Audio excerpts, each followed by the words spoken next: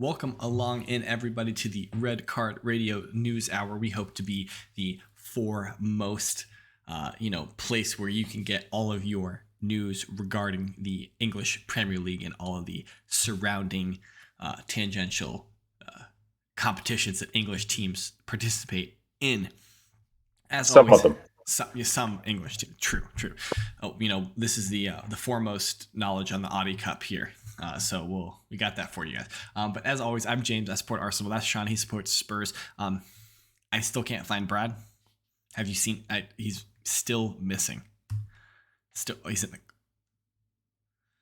Oh, it's like Waiting, that. waiting for him to come out. We're not just the Audi trophy, James. The trophy that you get for having three pairings in the top 9 of assisting to each other. That is a trophy indeed. A trophy Yes. indeed. Put it in the cabinet. If you're new here, hit that like button, hit the subscribe button, ring the sub notification bell if you are on YouTube. Drop us a 5-star review if you are on Apple Podcasts. All those things really help us. Still trying to trick Google. Operation Trick Google is still in full effect, and we need your help. Think about, pretend I'm Uncle Sam. We need you to help us trick Google. So do all those things that all of the YouTubers and podcasters that you listen to tell you to do. We're asking you to do those same things. Appreciate it. We're going to kick off this week. We're going to start with Europe.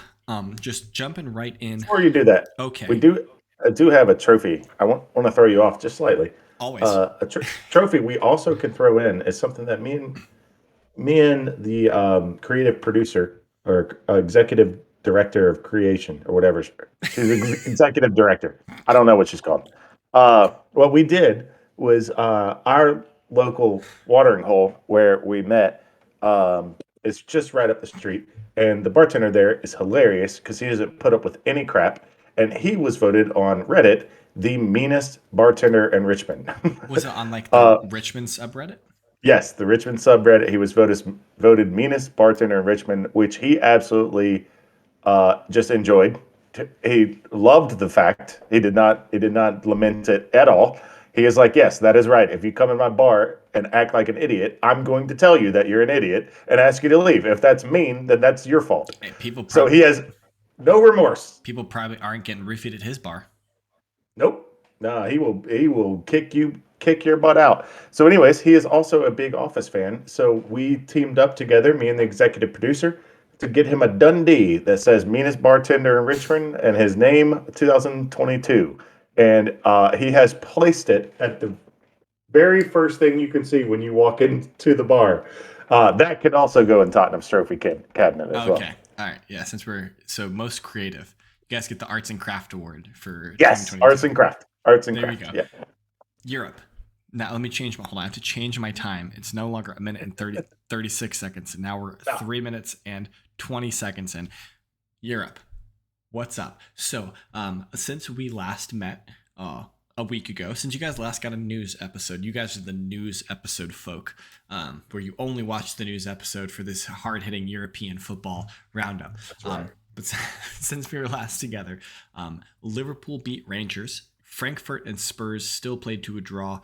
Okay, you guys already knew that. And then Inter and Barcelona Inter beat Barcelona 1-0. That all happened last Tuesday, so a week ago or so. Then last Wednesday, Chelsea beat AC Milan 3-0. That was a huge game. That was a really big game in that group. City destroyed Copenhagen, and then Juventus beat Maccabi Haifa 3-1. So those are all expected results, right? We're fast forwarding a week to this week that you guys are watching right now. So when you guys are getting this episode, these games I'm about to talk about will have already happened. But so obviously Milan and Chelsea played on Tuesday. Chelsea gets the 2-0 victory. That's kind of weird because Tomori got sent off in a super soft way.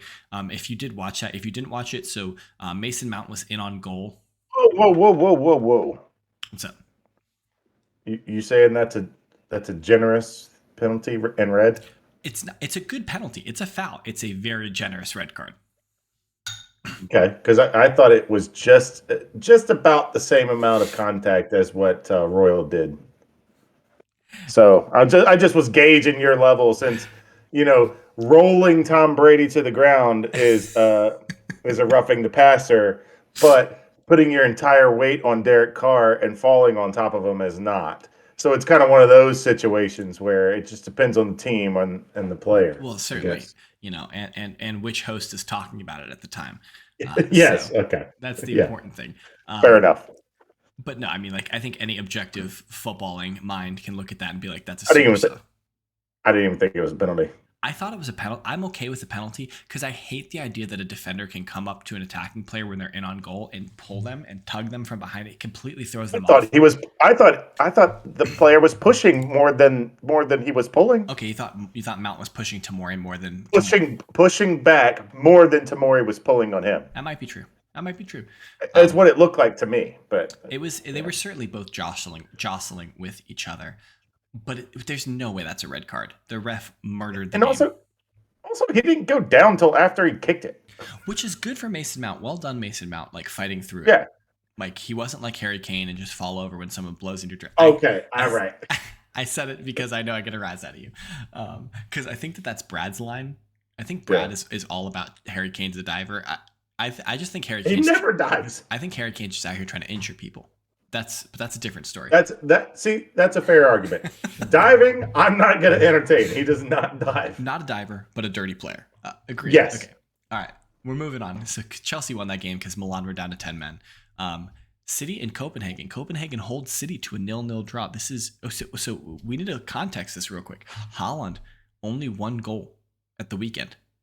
No goals in this game. I actually don't know if he played or not because I didn't look. He didn't play. Oh, okay. Yeah, and Liverpool fans are like, wait, Holland gets a week rest? We're gonna talk about Liverpool Chelsea. That'll be on the preview episode tomorrow. Liverpool on Friday. Liverpool City. Yeah, that's coming up. All right. And then over in Israel, Maccabi Haifa and Juventus. Maccabi also Haifa. Just inventing annexes to the continent. Yeah, Israel may or may not be in Europe. We don't know. We were pretty sure it was in Asia. We know. You and I know where Israel is. Hey, listen, I also thought Birmingham was in London. That's true. So, I maybe Israel is in Europe. Maybe have we found a map yet? No maps. Okay, no maps. So for right now, Israel's in Europe. Yes, and they play in the Champions League, which is governed by a European football body. Juventus won't be playing in the Champions League anymore because they got beat by Maccabi Haifa.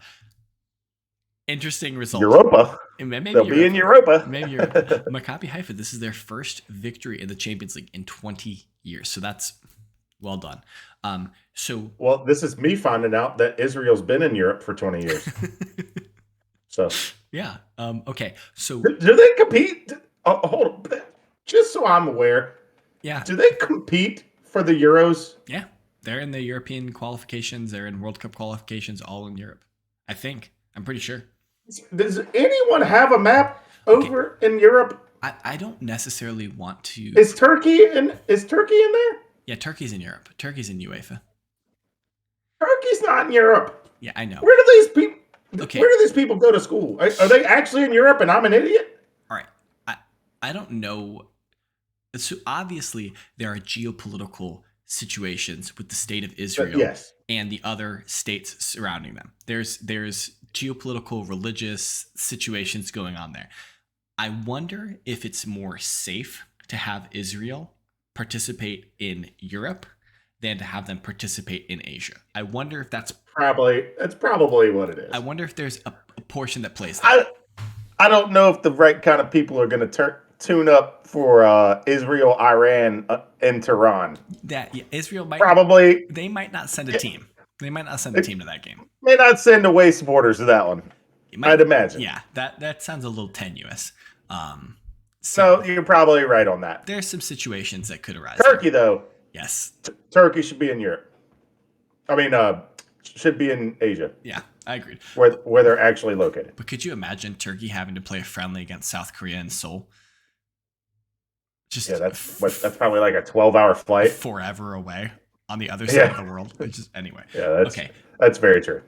Wednesday matches that as we're recording this, haven't taken place yet, but will, when you're watching this, have already taken place. Rangers and Liverpool, Spurs and Frankfurt, and then Barcelona and Inter. So those are some interesting matches going on. A lot of implications there. So definitely let us know in the comments what you thought about those matches. I think, all right, if we're picking, I think Rangers are going to get a 1-1 draw against Liverpool. I think Spurs are going to beat Frankfurt about 4-0. And Barcelona is going to beat Inter by like 3-1. Those are my predictions. I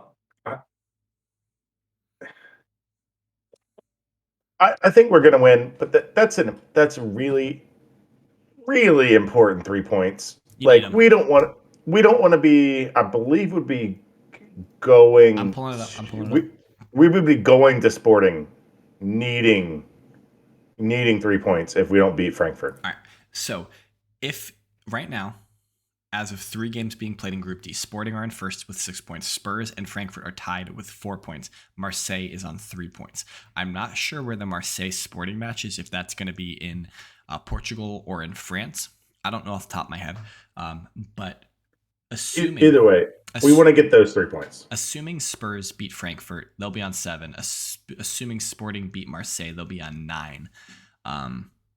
Yeah, you need to win your home games. This is what I told you after the draw away at Frankfurt. I said, win your home games, draw your away games. You always progress. So they're in a good position, but you have to win, and they will win. Like let's be serious. Let's not even entertain the idea that they don't win, because they're going to win. Listen, Frankfurt, the number 1 seed. Okay. All right. Yeah. whatever you say, buddy. Europa League. They were in Pot A. They were in Pot A. Is all I'm saying. All right. It's because they won the Europa League. All right. All I'm saying is they're the best team in the. They're the best team in the group. Speaking of the Europa League, on Thursday last, Omonia and United won that game. Onomatopoeia. Yeah. United won that game 3-2. Roma and Betis. I pulled this one up because this should be an interesting match. Real Betis beat Roma 2-1 in Rome. So Jose Mourinho and the boys are going to need to go to Spain and get a result. Arsenal beat the double team. They beat 2 teams. They beat them 3-0. So that's impressive. Yeah. What the other team score?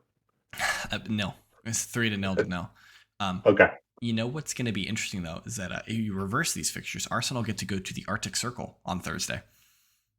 I called that up back in August when I was looking, or August or July, and I looked at that and I said, I wonder where Bodo is in Sweden, and it is North Sweden, buddy. It is Norway. Sorry, it is North Norway. It is not down here with the rest of Scandinavia. No. It is North Norway. It is beyond the Arctic Circle. Yeah, is what I found out, and I texted you that. They're breaking out the long sleeve shirts and the gloves, and Ramsdale's going to have a parka on. I don't pretend to know how cold it would be around this time. I'm assuming it's not below 0. I would assume at this point of the year it's not below 0. I'm going to Google it. But it's not going to be warm. No. All right. They are in Bodo, Norway, and let's do temperature.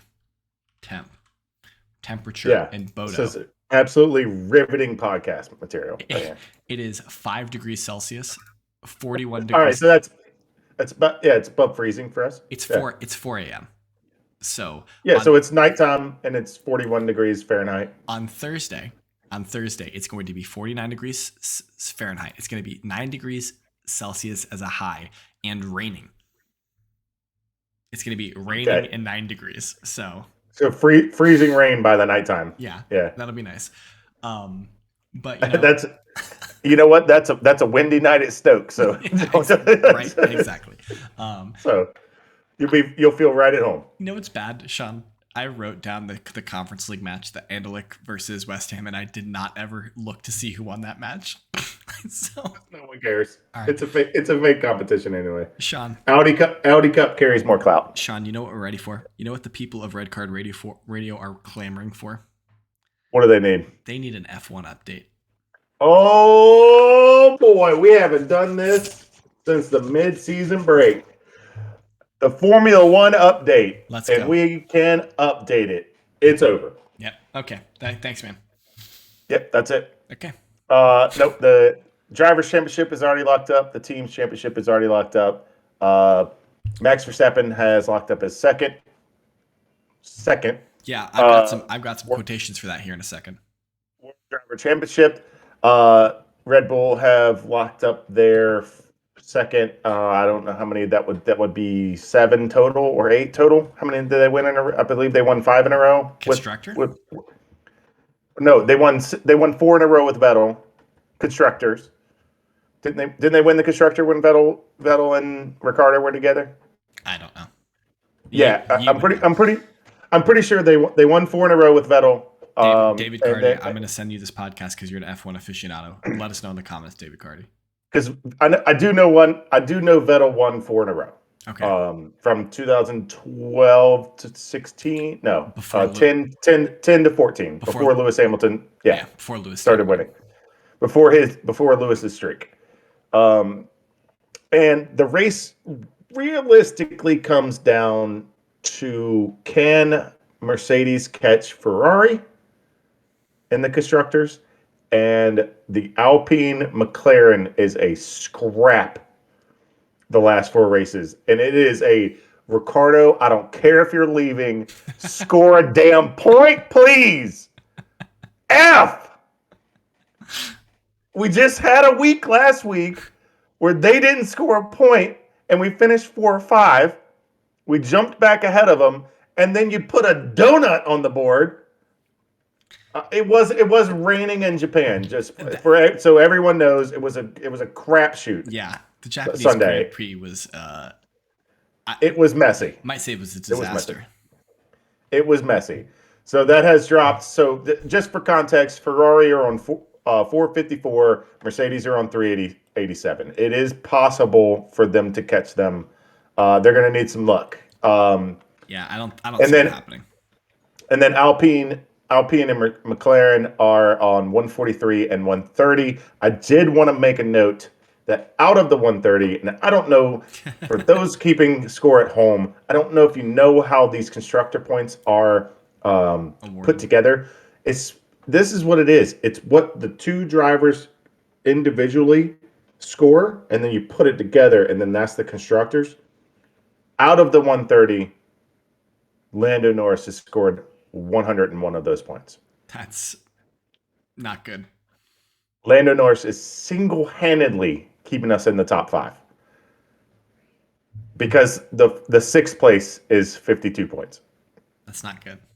If Ricardo had not scored a point all season, we would still be in 5th by a lot. No, it's not good. And it's why, unfortunately, I like Danny Ricciardo. I said that on the pod. Unfortunately, he will not be with the team next year. Hopefully, he gets her out. I like him a lot as a person. Don't want him to be in the number 2 seat anymore. I don't want him anywhere near the papaya. Sean, I have a bone to pick. What's that? I have a bone to pick. This segment is brought to you by Buffalo Wild Wings. Okay. It's a Buffalo Wild Wings bone to pick. Actually, it's not, but if you want to, Buffalo Wild Wings, you should sponsor us, info.redcardradio@gmail.com. We would love that. But my bone to pick is with Red Bull Racing. You want to know why? Because apparently they're cheating. Apparently, they have broken financial fair play. They are the Chelsea 2000 in England. They are buying their championship. So not only has Max Verstappen had a tainted title last year, just being handed to him by the FIA and by Michael Massey, and this ridiculous result in Abu Dhabi at the end of last season. Now it's come to light. The day after Max Verstappen locks up the championship, that they have been overspending. They are over their spending caps. And to be fair, the report was that their 2021 budget was over. Oh. Last year's budget. Well, they're overspending it, and that they're cheaters, and just get them all out. Delete them. Just get rid of them. It's unfair. How are Mercedes supposed to survive in this world where Red Bull is just cheating? First of all, Mercedes are the reason that people are overspending in the first place. And second of all, Christian Horner was just trying to feed his freaking crew, man. I don't buy it. It's just on catering. You They saw Gordon Ramsay in the paddock Nah, they're claiming that they overspent on catering, that catering. they Hmm. they listed their wings under catering. That's what it is. They updated their wing and they put it under A, catering. a front wing is technically a wing. No, no, it's It classifies as a wing. It's chicken wing, front wing, back rear wing. It's a wing. so next time you go to Buffalo Wild Wings, you should go in and ask for a Red Bull Front Racing wing. front wing and see what they give you. Yeah, They've got an yeah. arrangement. Uh, I did want to give couple of shout outs before we okay, go. all right. Um, that Sebastian Vettel will be retiring. Unfortunately for all of us. It's a So good career. a couple of notes on him. He's one of the most successful drivers. In fact, he's probably the third most successful driver. Uh, probably to it. He is the third most successful driver statistically, and I'm going to read some of those. He was the youngest world champion in Formula One at the time of winning that, um, because Fernando Alonso passed it a few years later. Um, he has won the third most race victories, third most podium finishes, and fourth most poles. And at the time, like I said, at the time he was the youngest world champion when he won his first world championship. That was passed by Fernando Alonso, who will be moving on to take his seat at Aston Martin. Um, so Fernando Alonso also had a bunch of accolades as well, including a couple of world championships in the late 2000s. He was actually. Oh no, I'm sorry. I had it backwards. Fernando Alonso's is who Vettel's record broke. So Alonso held the record for youngest world championship until Sebastian Vettel. Okay, So I had that in reverse.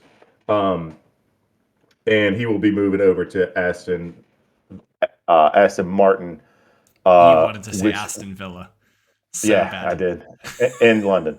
Uh, and Yeah, something interesting because for some reason in my head, I had Alonso retiring, so I was looking up his accolades. He has won the 24-hour Le Mans twice in 2018 and 19, which is ridiculous that he's just doing that in his free time. And he also won the 24 hours of Daytona in 2019. I didn't So not only did he have a successful season in Formula One, he won two 24-hour endurance championships in 2019. I didn't know they did 24 hours at Daytona. Yeah, and well, they don't do the NASCAR ring. They have a little road course plus a Oh, little bit of the okay, of the super course. that's good. Yeah, there's enough room in there. It's 2.5 miles around. There's enough room to make a full track inside of it. So it's partial through the middle of the infield or whatever you call Yeah, that middle part. Um, it's a road course through there, plus a little bit of the super speedway back onto the road course. Um, yeah. So that's really interesting. And for those also keeping record at home, no Fernando Alonso and no one else competing in these actually drive the entire 24 hours. They do shifts. yeah, it's like three drivers, isn't it normally?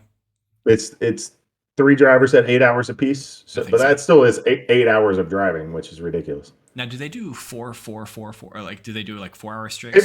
it's two drivers of 6 hours apiece. Well, And then they do two shifts. every 6 hours they swap. I thought it was three drivers, Yeah, but maybe I'm wrong. I We I don't know. kid. We We don't know. don't have no idea. We're not But sure. anyways, it's impressive. Either way, 6 or 8 hours driving as fast as you possibly can is ridiculous. Um, and then I also found some quotes where Jensen Button and another world champion had described Max Verstappen as the fastest driver they had seen on the track. And at the time of the quotes, it was said that Mercedes have the best car on the track. He is the fastest driver. And then recently, or before his death, Nicky Lauda said that Max Verstappen is a generational talent. Speaking of generational talent, Erling Holland. I just wanted to throw that in there. So, speaking of Erling Haaland, we kind of alluded to this in the review episode of we were talking kind of towards the end of the podcast last on. If you haven't checked the preview from last week, you definitely check that out. Kind of about how the Premier League table makes you feel right now. Like Yeah, I want to get in my feels. So I think we should take all objectivity, all statistics, all just any empirical evidence, just All data. Nah. get rid of it. So this is going to be the feels table. The feels What table. it feels like is going to happen. So what does it feel like is going to happen at the top of the table? I feel like it's going to be Man City, Arsenal, Tottenham, and then Chelsea. That's what it feels like. So this is, you brought this up. I said, what about United? Why don't you feel like United are in it? Well, United are in fifth, but they don't feel like a fifth team. What? Like you watch their games and nothing screams fifth. What does it scream? Maybe about seventh or eighth. Just blow them up. Okay. All right. No, they're not blowing up. That's just dropping a couple spots, but they don't like you watch their games, they don't feel that good. It feels like they're just stealing results for a little bit. What do you feel? I feel like they're good. I feel like that Ten Hag might have turned a corner and that like this team might be trouble in the second half of the season. That feels like a new manager bounce that was delayed. Okay. All right. It feels like a new manager bounce because the new manager had to bench the old manager. And had to put Ronaldo on the bench, and now the new manager bounce can come. All right. Well, what does it feel like at the bottom of the table? You think Leicester, Forest, and Wolves are going down? No. See, this is where the feels get extra feely. Okay. Because it feels like a Leeds, Southampton, Wolves. Leeds, Southampton, Wolves. I don't want Leeds. I don't want the Fighting Americans to go down. But it does feel like they're going down. It doesn't feel like they're getting a lot of stuff. It doesn't feel like they're getting a lot of results. Well, I agree with you on Southampton. I think I'm the only one of the three. They definitely feel like a relegation team. If someone were to consult the note cards of integrity from this year, you would see that one of the hosts of Red Card Radio selected or believed that Southampton was getting relegated. I'm not gonna throw out who that person was, but one of us believed that Southampton was getting relegated. I don't think Leeds. I think Leeds pull it together. I think Leeds figure it out, but I don't think that Forest. I think that Forest are still. I still think Forest are going down. Nah, it kind of feels like they got enough talent on their roster that they're going to figure it out. Yeah, but it feels like Steve Cooper doesn't know what the hell he's doing. It feels like he doesn't know where the hell he is. So I guess that's a good reason to he does always look confused. He's like, he looks like Mr. Magoo without his glasses on the sideline. He's like, huh? Just hating on this man because he's got a little bit of a goofy look. That's what it feels like, man. Feels like it. The other feels I got feels for. Okay. Brighton feel like a Europa team. When I watch their games, I feel it. I could get down with that. I mean, if they win their game in hand, they might feel like a Champions League team. That's true. They could feel very much like that. And then Newcastle, they've been just quietly we've talked about that, quietly putting together some results, and they're just vibing right there. They got the nice feels. Fulham feel better than ninth. Right. You think about Fulham and you're like, they should be higher. I think that they've had some And I don't know where that comes from. They just got promoted, but it feels like they should be higher. I think it started with the way that they started. Drawing against Liverpool in the first match week and then getting some big results thereafter. Didn't they beat Chelsea? Am I making that up? Yeah. No, they beat Chelsea. No, they haven't played Chelsea. I made that up. Oh, they beat somebody big. They beat Brighton. They beat Nottingham Forest. Yeah, so I don't know. Brentford feel mid-table. Liverpool don't feel like 10th. And Liverpool, Liverpool. West Ham I feel feel. higher I too. feel like Liverpool feel like I'm expecting Liverpool to just turn it on and just go on a run and win like 10 or 15 in a row. I feel like that's going Yeah, to happen. But is Liverpool feels is a confusing feel yeah. because it feels like the way they've been playing, they deserve to be exactly where they are. If we look at them with our eyes, we're like, okay, this team is dysfunctional. There's issues here. Yeah, But that's the feels. if we're looking at the feels, they feel like they're going to No, be better. no, because when I watch them play football, I feel awful. So the feels are confused because I feel like they should be higher, but I also watch them and I'm like, this don't feel good. I have no idea how this segment feels for our listeners. Me neither. But we filled it up. All right. Well, let us know in the comments what you think about that segment. That's all we got. We're kind of making it up as we go. We're trying to have a little bit of fun here. It's a little bit of, Yeah. as Sean likes to call, a little bit of chicanery here in Yeah. this episode. But as always, hit us up if you're still listening. If you didn't tune out earlier when we started doing that ridiculousness, hit the subscribe button, hit the follow button, 5-star on Apple Podcasts, all that stuff. All those things help us. Leave us a comment. Let us know what you feel like, whether it's about the segment we just did or the Premier League table. Let us know. Let us know if some written sounds are going to beat United away. Hit us up. Onomatopoeia. Hit us up on Twitter. That's at Whiteheart_Sean. I'm at James Tiffany. Collectively at Redcard_Radio. And check back tomorrow because we got a big preview. Lots of Premier League matches coming up. But until then, we will see you. Have a good one.